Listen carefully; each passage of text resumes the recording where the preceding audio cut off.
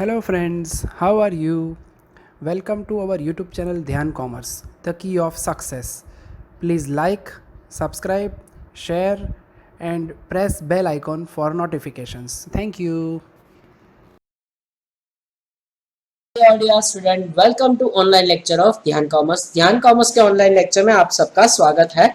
BCom semester two में के अंदर जो सब्जेक्ट अभी हम कंटिन्यू कर रहे हैं वो है अकाउंटेंसी टू।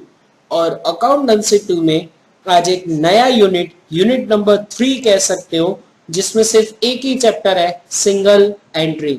उसका सफर आज शुरू करेंगे। सबसे पहले पावर पॉइंट प्रेजेंटेशन में हम सिंगल एंट्री की थोड़ी सी जानकारी लेंगे, सिंगल एंट्री के कुछ मेथड्स वगैरह जानेंगे, कुछ डिफरेंस पढ़ेंगे एंड देन आफ्टर आज के लेक्चर से ही सिंगल एंट्री के प्रैक्टिकल का सफर शुरू हो जाएगा। तो लेट्स स्टार्ट अकाउंटेंसी 2 में सिंगल एंट्री चैप्टर। चलिए, तो सिंगल एंट्री का सफर शुरू करते हुए सबसे पहले हम मीनिंग ऑफ सिंगल एंट्री देखेंगे कि ये सिंगल एंट्री सिस्टम है क्या। एक्चुअली जो बुक्स कीपिंग सिस्टम होता है, अकाउंटेंसी का जो सिस्टम होता है, उसमें से वन ऑफ द सिस्टम कह सकते हो, बट इनकम्प्लीट अकाउंटिंग सिस्टम है। उसका एक छोटा सा definition, a system of book keeping in which only the records of cash and personal accounts are maintained. It is always incomplete double entry varying with the circumstances। यानी कि जो ऐसा method है जिसमें सिर्फ और सिर्फ cash account and personal account he maintain होता है, और जो इनकम्प्लीट अकाउंटिंग मेथड है जिसमें हर ट्रांजेक्शन का डबल एंट्री नहीं होता, ऐसी अकाउंटिंग सिस्टम को हम क्या कहेंगे? Single entry system. पर अब उसके बारे में थोड़ा सा और detailing. It is not a method of keeping accounts. ये कोई अकाउंट की प्रॉपर मेथड नहीं है। Double entry system is a perfect system of book keeping. यानी कि डबल एंट्री जो हर ट्रांजेक्शन की दो एंट्री करता है वो परफेक्ट अकाउंटिंग एंट्री है। In which every transaction have to effect. Double entry में हर ट्रांजेक्शन की दो इफेक्ट होती है। But small shopkeepers and businessmen are a very small scale cannot afford to maintain the elaborate accounts। यानी वो लोग ऐसे elaborate accounts ओपन नहीं कर पाएंगे, मतलब बहुत सारे different kind of account open नहीं कर पाएंगे। कौन नहीं कर पाएंगे? जो स्मॉल शॉपकीपर है या जो स्मॉल बिजनेसमैन है, उन लोगों को अफोर्डेबल ही नहीं होता, क्योंकि उनके ट्रांजेक्शन ही लिमिटेड होंगे। तो उनके लिए फाइनल अकाउंट्स बनाना थोड़ा सा मुश्किल हो जाता है। तो वो लोग कौन सा अकाउंटिंग सिस्टम यूज करता है? जो स्मॉल बिजनेसमैन है, स्मॉल शॉपकीपर है, वो लोग ये सिंगल एंट्री अकाउंटिंग सिस्टम का यूज करता है। तो ये कोई प्रॉपर अकाउंटिंग मेथड नहीं है, इतना हमें पता चल गया होगा। और ये एमसीक्यू में भी पूछेंगे कि single entry is incomplete accounting method. चलिए आगे बढ़ते हुए अब हम जानेंगे कि method of ascertaining the profit in single entry system. यानी सिंगल एंट्री सिस्टम में आपको प्रॉफिट कैसे मिलेगा? तो जनरली जो सिंगल एंट्री सिस्टम है उसमें प्रॉफिट जाने के लिए दो मेथड है।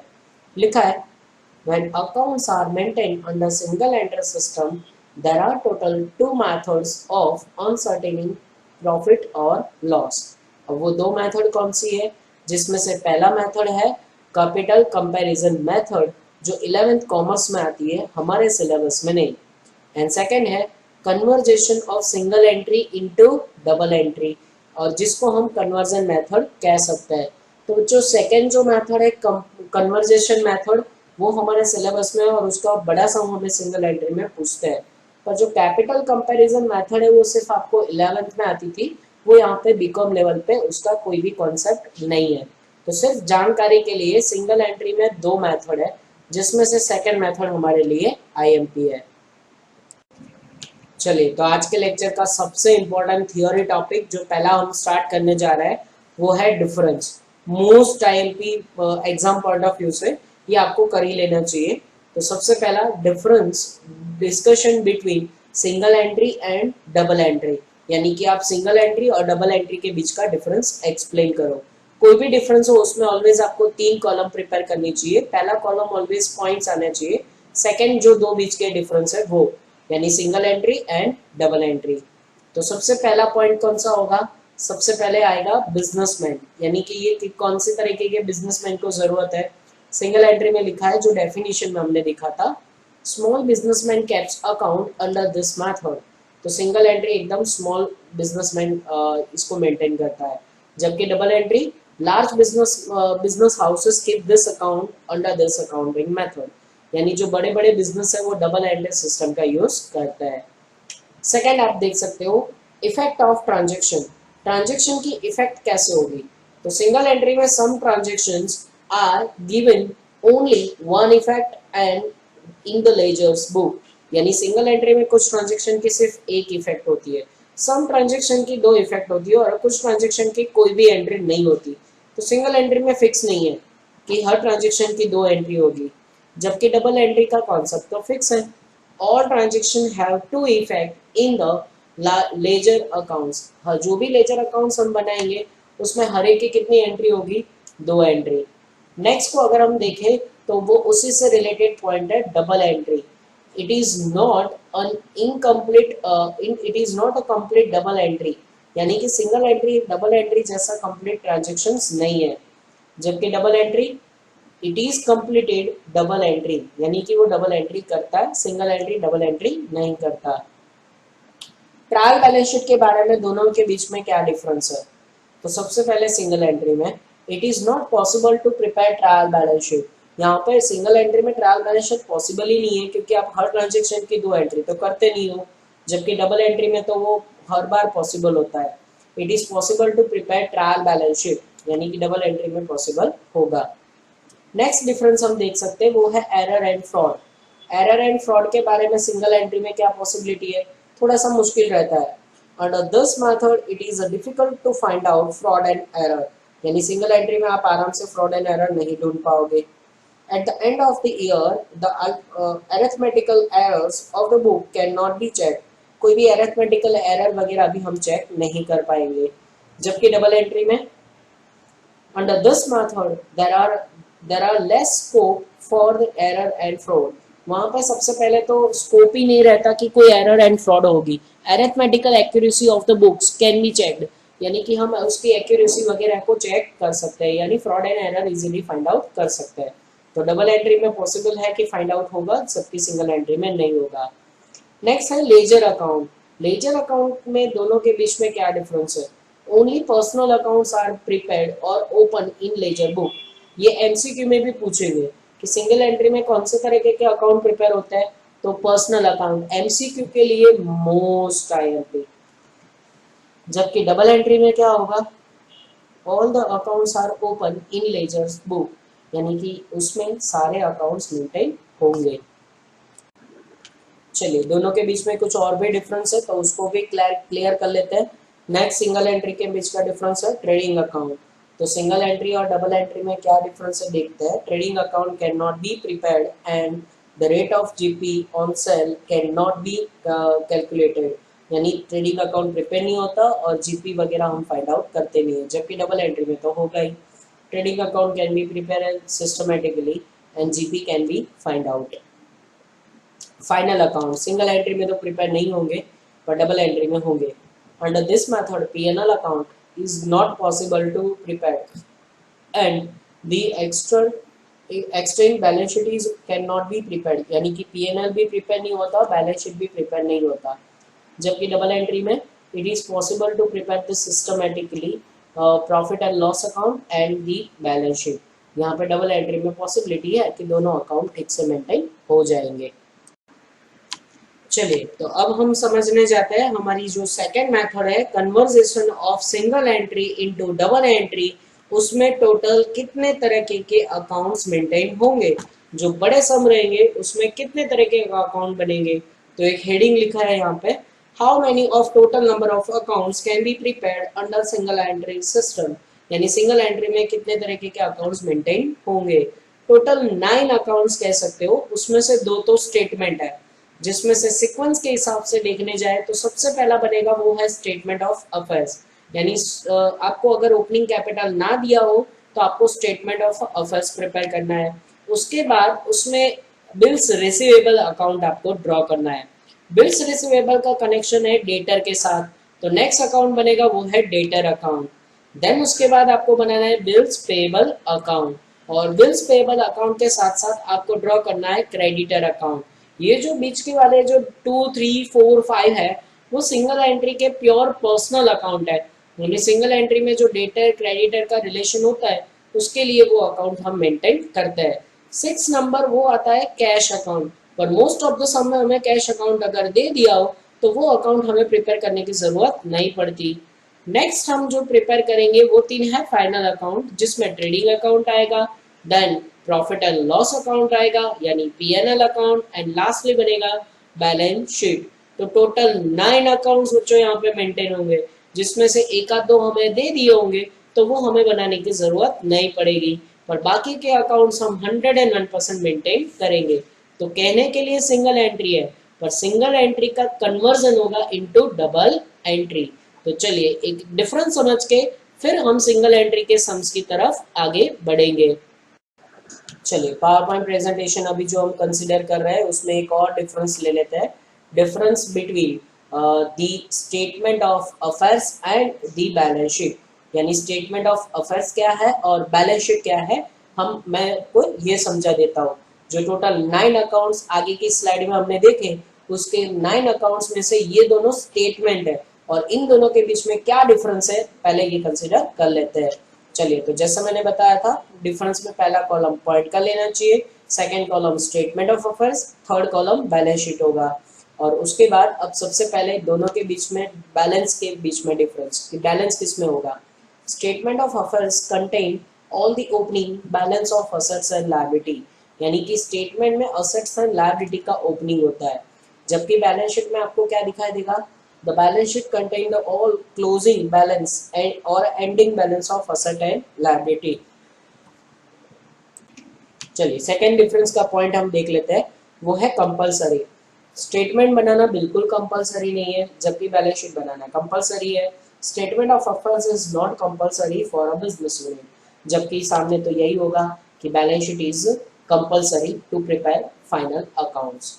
Preparation at the end of is compulsory. Every business, हर एक बिजनेस का फाइनेंशियल ईयर का बैलेंस शीट पीएनएल ट्रेडिंग बनता ही है। नेक्स्ट डिफरेंस का पॉइंट हम देखेंगे सोर्स।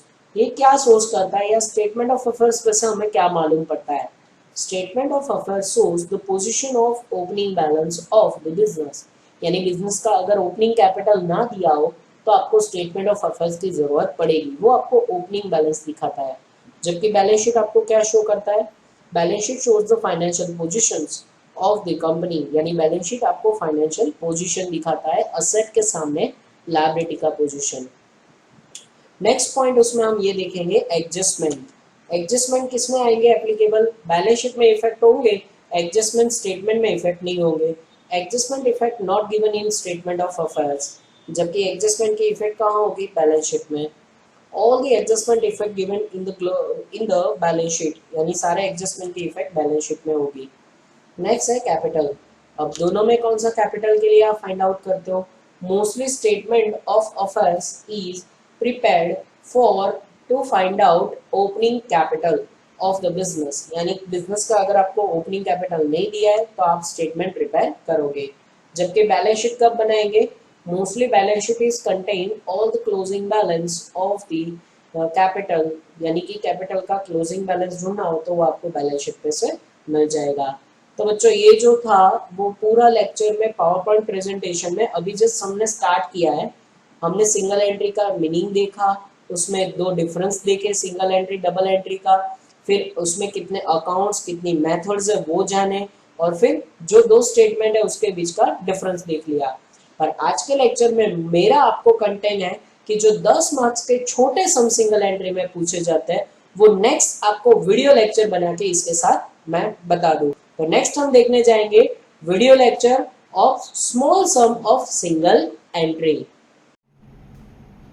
चलिए, जय Mata ji all dear student, welcome to online lecture of Dhyan commerce. आगे पावर पॉइंट प्रेजेंटेशन में आप सिंगल एंट्री का पूरा कॉन्सेप्ट अब समझ चुके हो, और सिंगल एंट्री में मैंने कहा था टोटल 9 अकाउंट्स प्रिपेयर होता है, पर आज के दिन का जो पहला लेक्चर है मैं पूरे 9 अकाउंट्स वाला सम आपको नहीं करवा रहा हूँ। स्टार्टिंग के लेक्चर में मैं आपको कुछ छोटे छोटे अकाउंट्स बना के सिंगल एंट्री में हेल्पफुल रह रहा हूँ। तो ये भी जो आज का काम करेंगे, सिंगल एंट्री में छोटे छोटे अकाउंट्स बनाएंगे, वो भी आपको 10 मार्क्स में पूछते हैं। तो चलिए let's start the suffer of unit number 3 single entry. चलिए सिंगल एंट्री में पहले कुछ एक दो अकाउंट्स का प्रैक्टिस करेंगे, जिसके लिए मैं आपको ऑब्जेक्टिव में लेके जा रहा हूँ। तो आपके पास अकाउंटेंसी 2 का टेक्स्ट बुक होना चाहिए, कैलकुलेटर होना चाहिए और नोटबुक के साथ ज्वाइन हो जाओ। सबसे पहला जो हम काम करने जा रहे हैं वो है ऑब्जेक्टिव नंबर 9 और पेज नंबर जिसके लिए रहेगा 212। तो पेज नंबर 212 पे पहुंचो, ऑब्जेक्टिव नंबर 9 जिसमें हम पहला अकाउंट जो समझने जा रहे हैं वो है डेटर अकाउंट। डेटर अकाउंट हमारे कॉन्सेप्ट और सिलेबस का है। पता कैसे चलेगा कि आपको डेटर अकाउंट प्रिपेयर करना है? उसके लिए देखो ऑब्जेक्टिव नंबर 9 का मैं पहला सेंटेंस रीड कर रहा हूँ।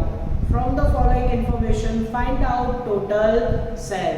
तो जो टोटल सेल आंसर मांगा है 11-12 से आप अकाउंटेंसी का या अकाउंट का कॉन्सेप्ट समझते होंगे। टोटल सेल का मतलब होता क्या है, चलो यहाँ पे हम समझते हैं। Total sale is equal to क्या रहेगा, cash sale plus credit sale. अगर आप कैश एंड क्रेडिट का टोटल करो तो आपको आंसर मिलेगा, वो मिलेगा total sale, right.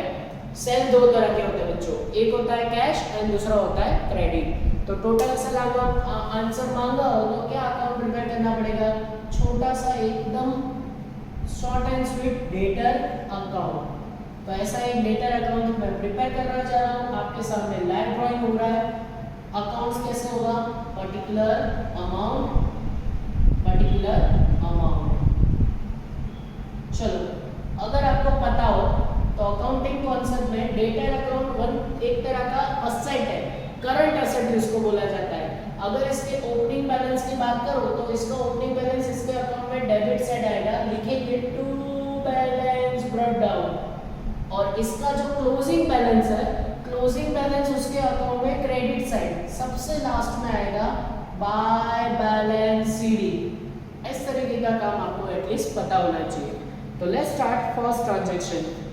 Objective number 9 में लिखा है पहला डेटर अकाउंट, डेटर करके 1/1/2017। अब 1/1/2017 लिखा है तो दैट मींस वो कौन सा बैलेंस हुआ डेटर का, ओपनिंग बैलेंस। लिख दो ओपनिंग बैलेंस, हाँ कितना है ओपनिंग बैलेंस, 25,000। आगे बढ़ रहे हैं। फिर उसके बाद नेक्स्ट है cash receive from debtor. Debtor के पास से हमें कैश मिला, जनरल एंट्री सोचो, कैश आ रहा है, cash account debit to debtor account. फिर से एक बार, कैश रिसीव फ्रॉम डेटर की हर बार यही एंट्री होगी, कैश आपके पास आएगा। कैश का नियम है debit what comes in, credit what goes out. Debtor account का रूल है पर्सनल अकाउंट, व्यक्ति खातु। पर्सनल अकाउंट का रूल होता है debit to receiver, credit to giver. यानी कैश मिलेगा debtor account credit side by cash account, value rupees 75,000। आगे बढ़ रहे हैं।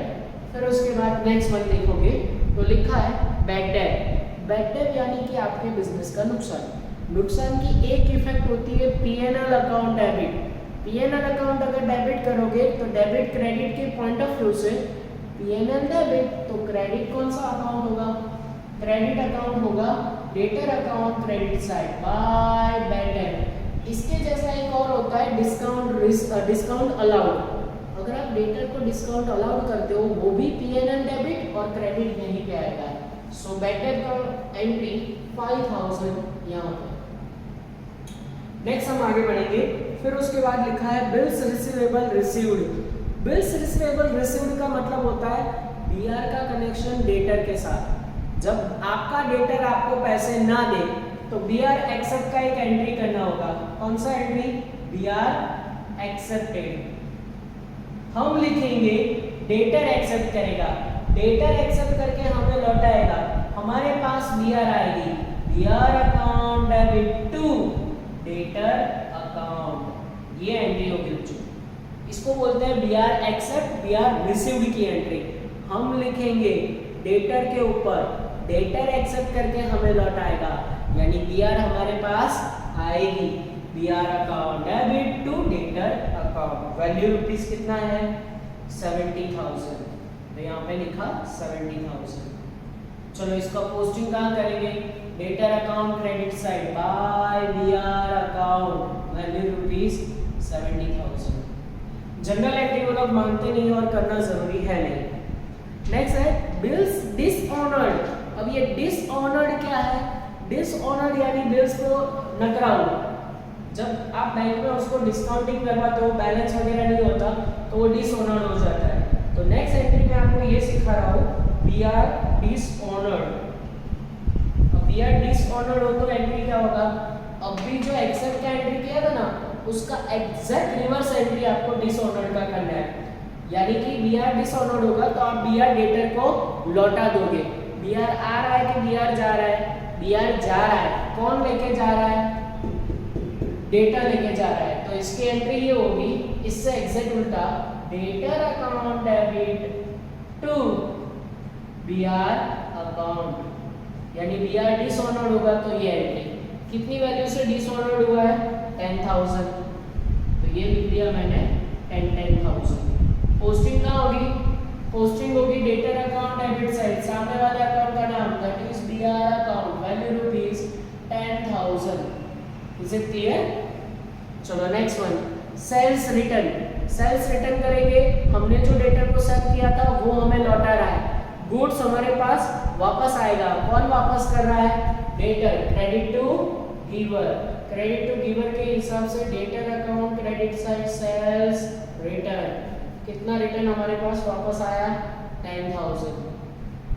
फिर उसके बाद उन्होंने हमें कैश सेल का आंसर दे दिया है। कैश सेल गलती से डेटर में मत लिख देना। डेटर को कैश सेल नहीं आता, उसको क्रेडिट सेल किया जाता है। तो कैश सेल क्यों दिया है? ये नोट्स के लिए।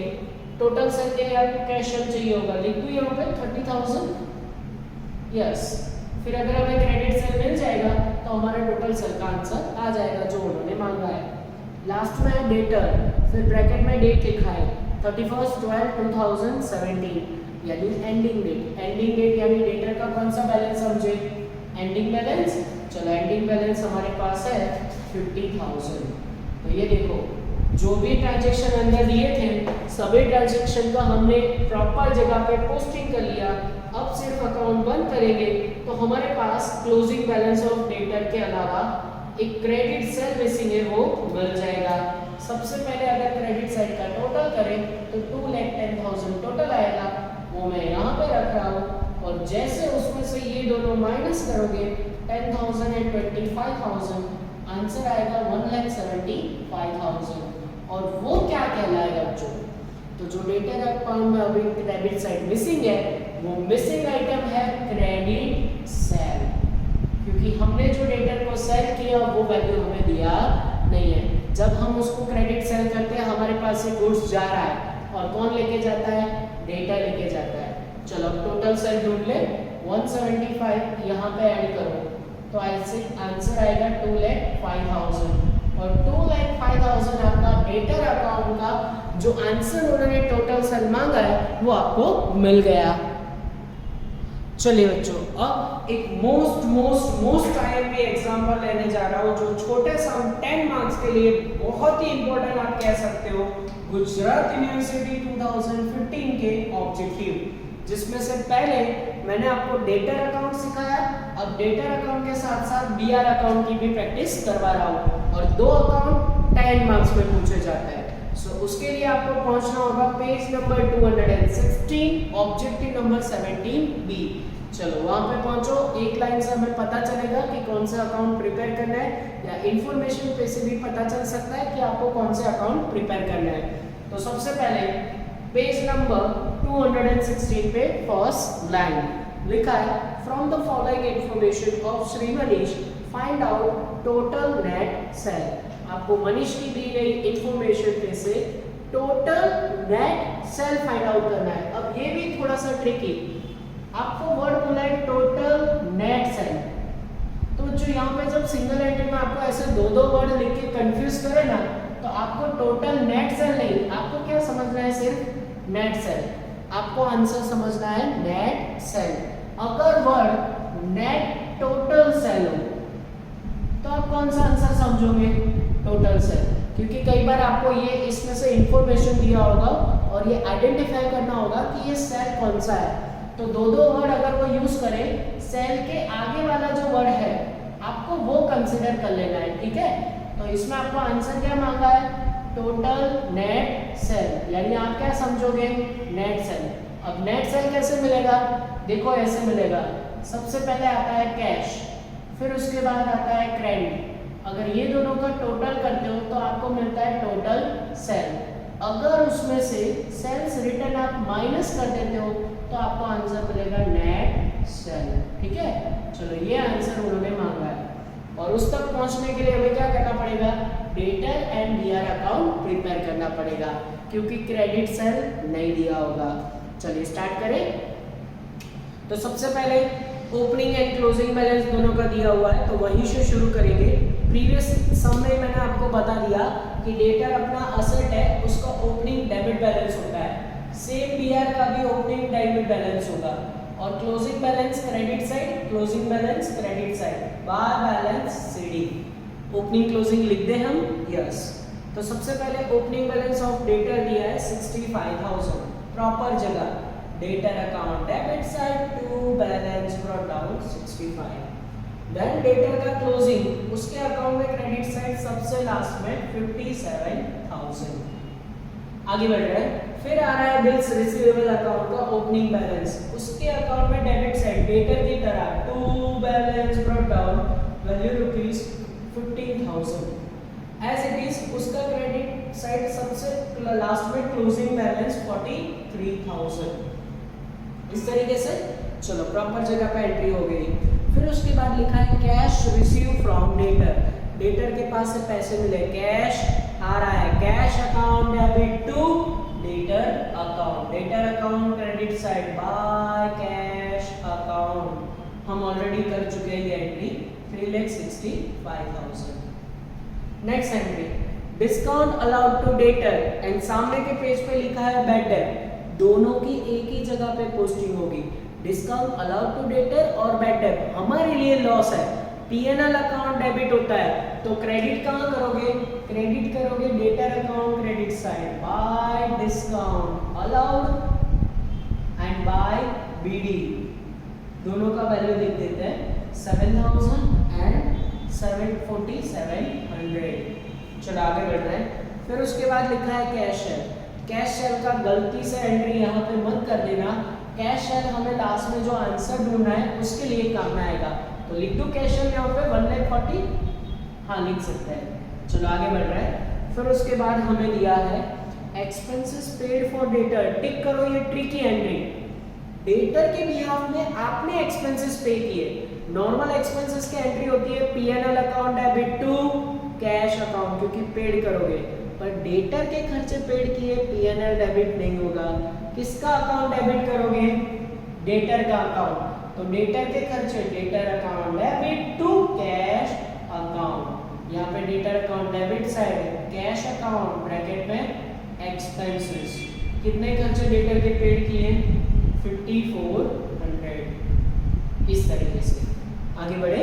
स्टार रेटिंग दे रहा हूँ ये एंट्री को, अगर भूल जाओ तो ध्यान रखना।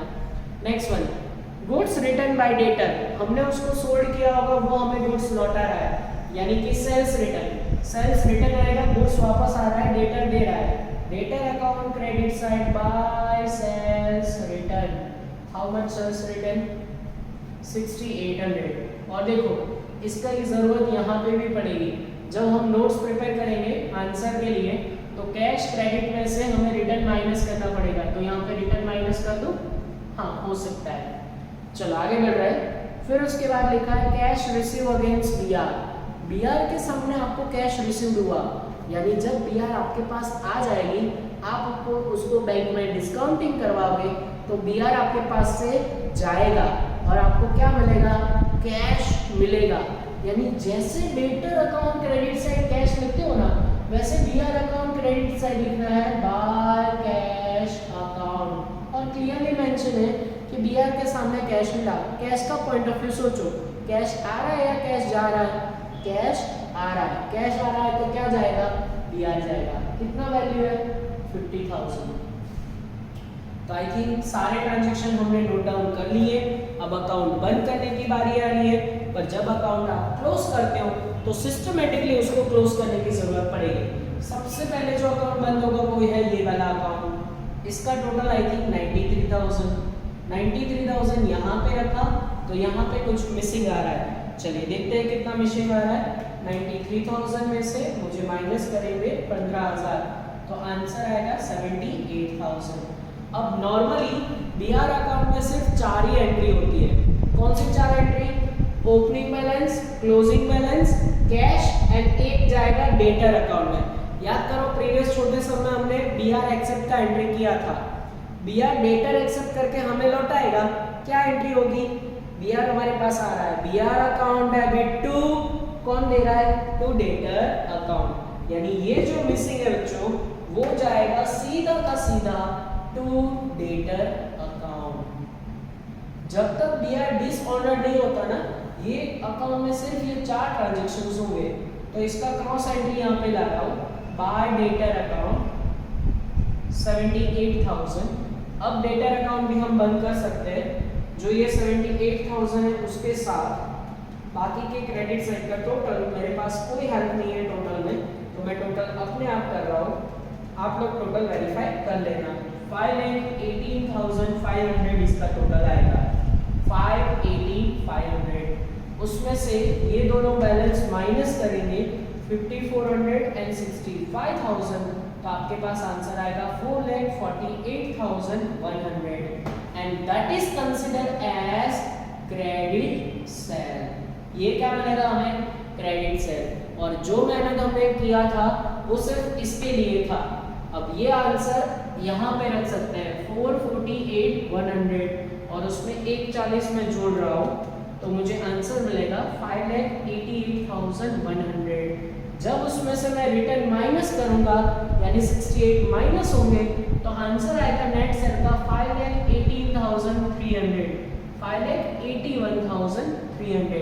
चेक कर लो आंसर में जो इतना मैंने नेट सेल के लिए किया है क्या वो हमें आंसर में दिया है? हाँ, आंसर के सबसे लास्ट लाइन में हमें नेट सेल का आंसर मिल रहा है। तो ये 2 अकाउंट और 10 मार्क्स आपको कैश मिल जाएंगे।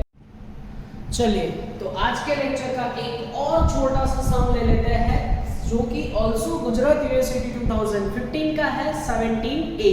और 17A में दूसरे 2 अकाउंट की हमें प्रैक्टिस होगी जो कि है क्रेडिटर एंड बिल्स पेबल। तो दोनों 10-10 मार्क्स में पूछे गए क्वेश्चन है या जनरल ऑप्शन ना हो तो 7-7 मार्क के क्वेश्चन कह सकते हो। यानी रेगुलर पेपर में 7-7 मार्क्स के ये दोनों क्वेश्चन पूछे जा चुके हैं। चलिए तो 17A पेज नंबर 215 कौन से 2 अकाउंट प्रैक्टिस करेंगे? Creditor and bills payable. पता कैसे चलेगा कि ये 2 अकाउंट बनाना है? तो 17A का फर्स्ट लाइन हमें रीड करना होगा तब जाके हमें मालूम पड़ सकता है। लिखा है from the following information of Shri Shailesh find out total net purchase. Answer क्या मांगा है? Total net purchase. अब टोटल नेट परचेज का मतलब आप क्या समझोगे? नेट परचेज समझोगे। तो नेट परचेज भी नेट सेल की तरह ही ढूंढा जाएगा। परचेज भी 2 तरह के होते हैं, कैश, क्रेडिट। टोटल करो उसमें से रिटर्न माइनस करो तो आपको नेट परचेज मिल जाएगा। अब ये 2 अकाउंट के लिए आपको क्रेडिट परचेज कभी नहीं दिया होगा, वो कहां से मिलेगा? क्रेडिटर। क्रेडिटर वो इंसान है जिसके पास से आप क्रेडिट परचेज करते हो। डेटर वो इंसान है जिसको आप क्रेडिट सेल करते हो। तो debtor and creditor personal account है, उसको कौन सा रूल अप्लाई होगा? Debit the receiver, credit to giver. यानी इसका अगर हम बैलेंस की बात करें तो क्रेडिटर का शुरुआत का क्रेडिट साइड बैलेंस होगा बाय बैलेंस ब्रॉट डाउन क्योंकि ये अपने लिए लायबिलिटी है।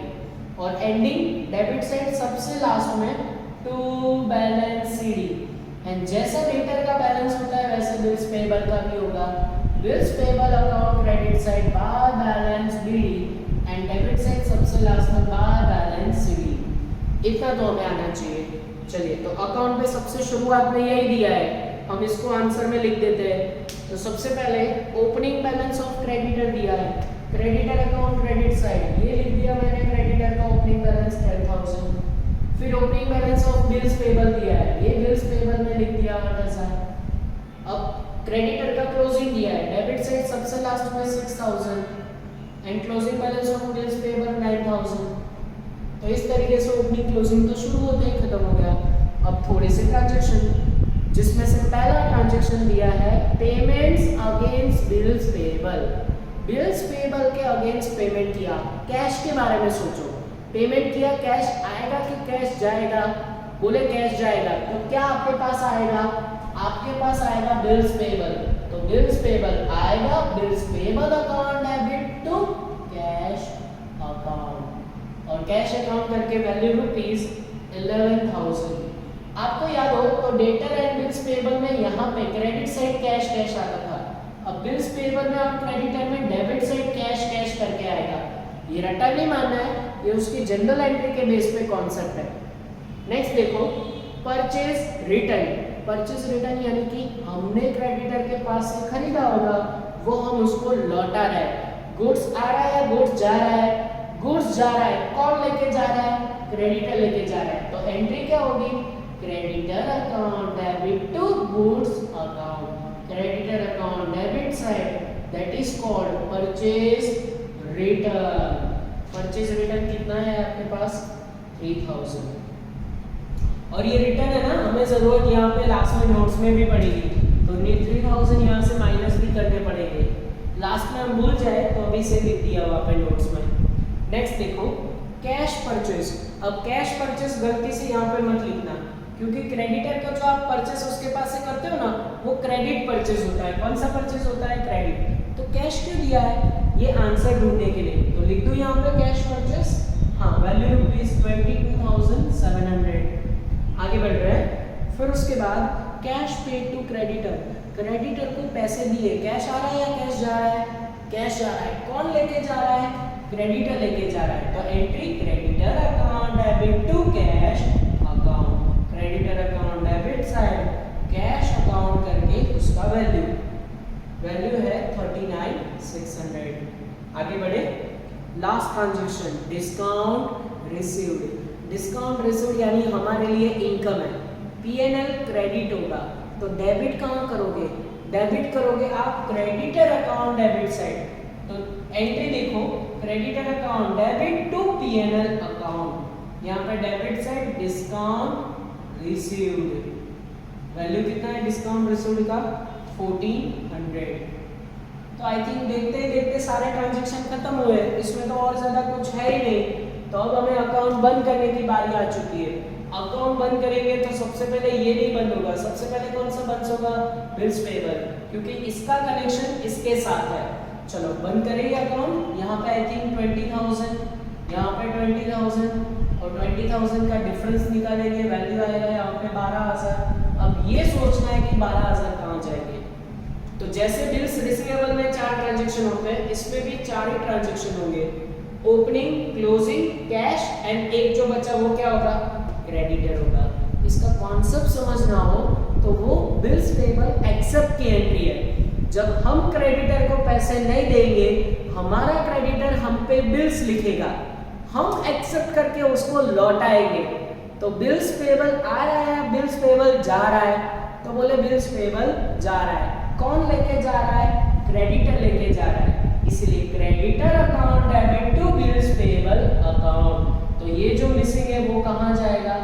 Creditor account. स्टार रेटिंग, ये समझ में आना चाहिए कि ये अकाउंट बंद होके कहाँ जाएगा। और क्रेडिटर अकाउंट डेबिट साइड, सामने वाले अकाउंट का नाम that is bills payable account, value कितना? 12,000। अब ये अकाउंट बंद कर दे। इसका डेबिट साइड का टोटल मुझे ज़्यादा लग रहा है, तो मैं उसको टोटल कर लेता हूँ, क्योंकि मेरे पास टोटल में कोई हेल्प नहीं है। तो डेबिट साइड का टोटल मेरे पास जो आएगा वो 62,000 है। 62,000 यहाँ पे रखा, उसमें से 10 माइनस किया, तो आंसर मिला 52,000। अब ये सोचने की बात है कि ये 52,000 कौन सा बैलेंस होगा जिसके लिए हमने मेहनत किया है? Credit purchase.